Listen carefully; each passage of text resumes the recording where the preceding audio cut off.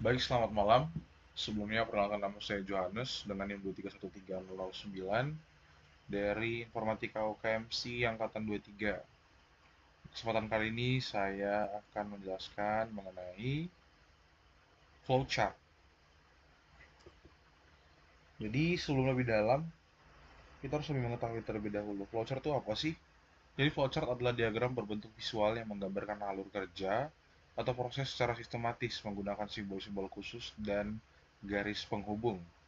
Fungsi utama dari flowchart adalah memberi gambaran jalannya sebuah program dari suatu proses ke proses lainnya, sehingga alur program menjadi mudah dipahami oleh semua orang.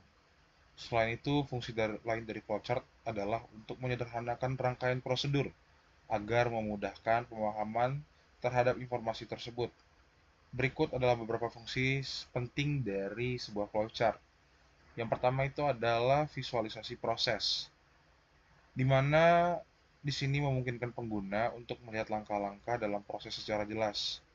Yang kedua, komunikasi, memudahkan komunikasi antara anggota tim dengan menyajikan informasi dalam format yang mudah dipahami. Yang ketiga, analisis dan perbaikan proses, membantu dalam mengidentifikasi titik masalah dan area yang perlu diperbaiki.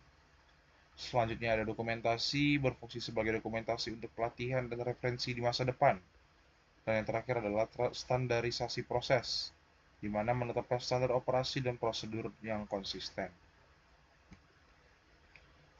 Melihat dari beberapa fungsi flowchart tadi, sebagai beberapa fungsi di mana ada visualisasi proses, di dalamnya terdapat beberapa komponen agar siapapun yang bisa melihat flowchart bisa memahami apa sih dari fungsi atau apa sih fungsi dari kegunaan setiap komponen yang ada di flowchart. Yang pertama itu ada flow. Flow itu simbol yang digunakan untuk menggabungkan antara simbol yang satu dengan simbol lainnya.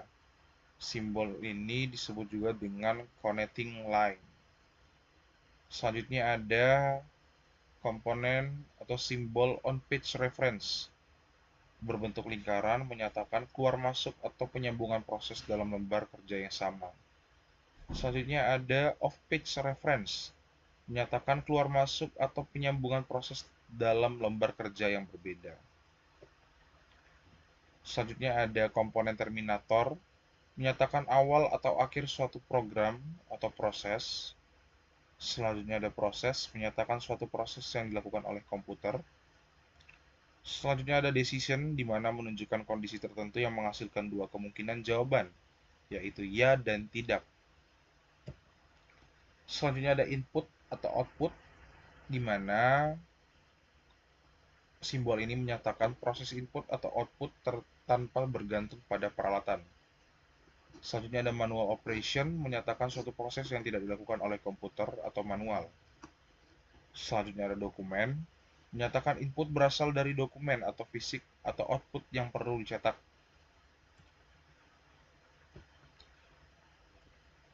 Selanjutnya ada define process, predefined process, menyatakan pelaksanaan suatu bagian atau subprogram atau prosedur.